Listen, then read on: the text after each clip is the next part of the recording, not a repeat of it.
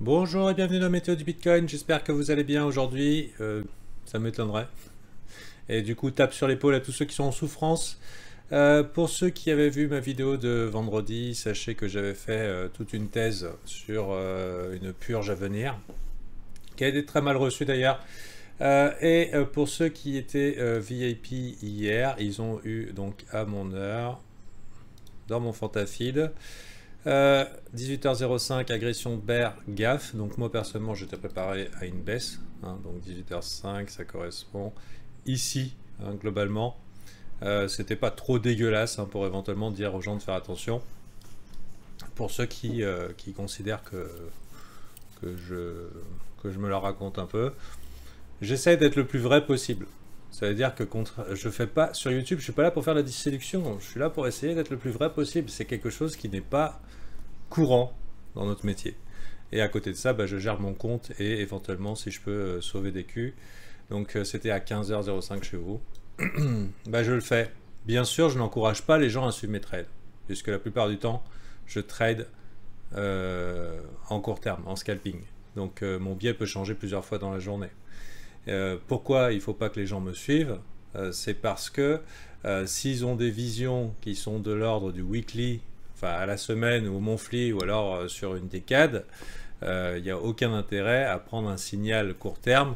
Ok, bon, il y a des bears qui vendent, mais ça aurait pu s'arrêter là. Hein, c'est pour ça que j'ai pas fait un Nat Everyone.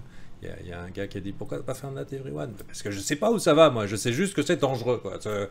C'est pour ça que moi, je suis toujours le premier à paniquer. Ça m'évite de vendre le bottom. Ou en tout cas de me demander si je vais le vendre. Donc, when panic, panic first. Hein, c'était la première leçon que j'ai appris en trading. Et ce qui fait que 4 ans après, je suis encore là. C'est que je ne joue pas au héros. Hein. Sur le Titanic, moi, je pars avec les vivres, le premier bateau, et je laisse les femmes et les enfants derrière. Je prends toute la flotte et la bouffe. Voilà. Et bon, bah, si les héros ils veulent jouer et couler avec le navire, avec le capitaine, bah, tant mieux. Mais après, je vais racheter, c'est pas grave. Peut-être je vais racheter même plus haut si je regarde pas.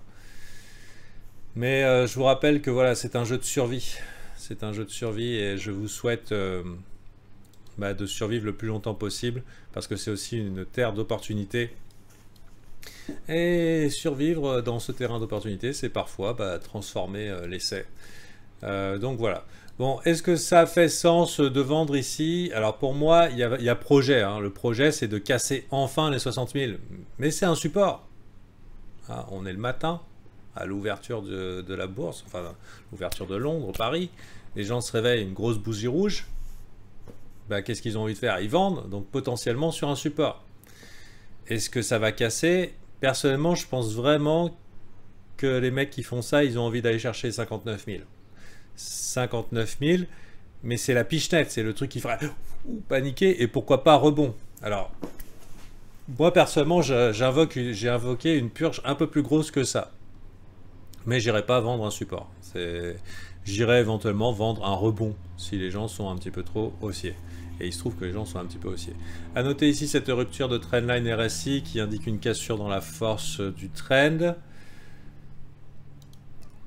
Et voilà. Et puis sinon, donc les liquidations à 59 000, les autres à 56 000. Et maintenant, bah, attention, hein, parce que on a eu quasiment 15 jours, 1, 2, 3, 4, 5, 6, 7, quasiment 15 jours d'accumulation de stop sous les 60 000. Hein. Ici, on a eu l'acheteur infini, un budget infini. Peut-être ils ont encore des sauts, hein. Peut-être que ça sera défendu, mais on y va quand même franchement agressivement. Et donc quand même une grosse accumulation de gens qui ont leur stop ici, voire ici. Et qui plus est, stop en cascade. Hein. Donc il ne faut pas s'étonner éventuellement si on va les chercher. Ça ne veut pas dire que c'est une bonne idée de vendre ici. Donc soit on anticipe, soit on subit. Et après, ça ne change rien vraiment au long terme. Je dirais que même une cassure ici, là, ça ne changera rien au long terme. C'est juste que, bon voilà, quand tout le monde a acheté, il n'y a plus que des vendeurs. Maintenant, il faut que la confiance diminue. Une fois confiance diminuée, eh ben, on pourra repartir. Il faut alléger le train. On peut pas on peut pas, voilà, on peut pas monter si tout le monde a déjà acheté. Il faut qu'il y ait encore des acheteurs. Et là, en l'occurrence, tout le monde était d'accord pour dire qu'on allait tous être super riches. Donc, c'est tendu du slip. Bien sûr, c'est la première fois depuis l'existence de l'ETF qu'on a un lundi bearish. Hein, les lundis ont toujours été bullish jusque-là.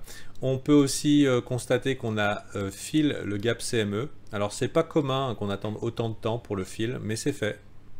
Donc le remplir ici, ouais, avec un bon gros corps de chandelle. Voilà, donc ce qui est fait est plus à faire. Ce qui est fait est plus à faire.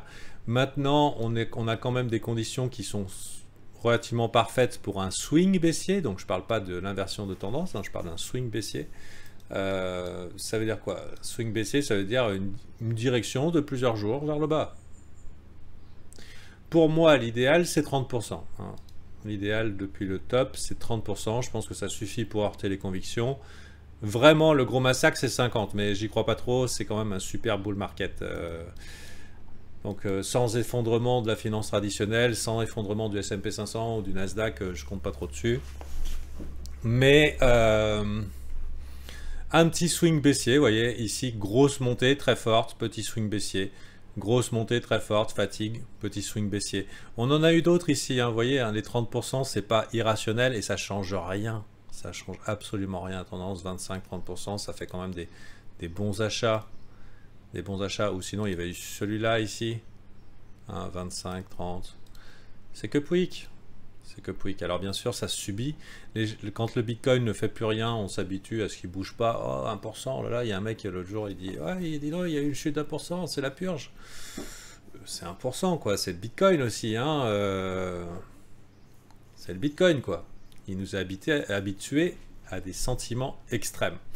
Bon, maintenant, techniquement, qu'est-ce qui pourrait être intéressant à acheter? Entre ici et ici, court terme, c'est une bonne idée, éventuellement. On n'assume pas qu'on va casser d'office les 57 000. Dans cette zone-là, c'est une bonne zone d'achat, éventuellement pour un rebond. On se rappelle qu'on est dans un super bull market. Ça demande quand même énormément d'efforts pour l'instant de faire chuter. Je pense qu'ils cherchent la liquidation en cascade, mais pour l'instant, il faudra qu'ils y arrivent. Sinon, les prochains supports, il y a dans cette zone ici, à peu près le retest de cette résistance-là, qui pourrait être une zone éventuellement intéressante à l'achat.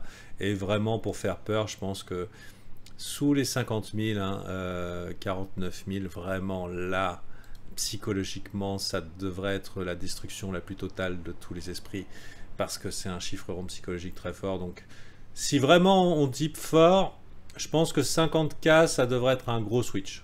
Mais sinon, pour la journée, je nous vois bien rebondir. Il y a quand même pas mal de gens pour acheter le dip. Mais je n'assume pas que ça y est, c'est parti. Voilà, c'est pas bullish les dumps. Il y a quand même, les gens ne devraient pas être bull quand ça descend en fait. Il faut qu'ils aient un peu peur quand même. Donc réveil, panique, possible rebond, et on verra ensuite par la suite. Il faut laisser le temps un petit peu à ces bears de se fatiguer, aux vendeurs de vendre, et après on verra. Dans les pires scénars, voyez un petit peu la zone. Sinon, court terme, ici ça peut être une zone intéressante à des trades. Et puis pour les alts, vous voyez, dans tous les cas, vous gérez votre risque. Et je ne suis que le messager. Hein. Voilà. Ne tirez pas sur le messager. Jusqu'à la fin du mois, donc 30 novembre, fin de l'offre VIP à 50%. Et vous pouvez rejoindre et donc bénéficier 1 heure d'enseignement pédagogique, hein, pas seulement de un petit apéritif Bitcoin, mais de tout hein, pour améliorer son trading.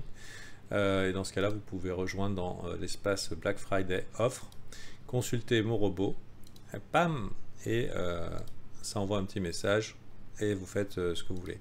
Vous pouvez voir les reviews ici, là, donc là il y en a des récentes, le dernier 13 novembre, donc pas très récent. Ils écrivent quand ils veulent. Donc c'est des expériences qui sont personnelles. Et comme vous voyez, ça détaille. Ça détaille. Voilà. Ils ont vécu quelque chose. Voilà. Allez, bonne journée à vous et à demain. Et demain sera un autre jour, même tout à l'heure. Hein. Il y a 3 changements potentiels de tendance dans une journée. C'est pour ça qu'on change d'avis souvent. Il y a l'ouverture de Londres, l'ouverture de New York et l'ouverture de Tokyo. Et en général, ça fait ping-pong entre. Donc sauf si vraiment tout le monde s'entend pour aller dans une direction.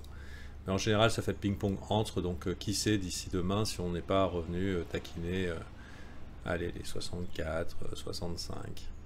Voilà. Allez, bonne journée.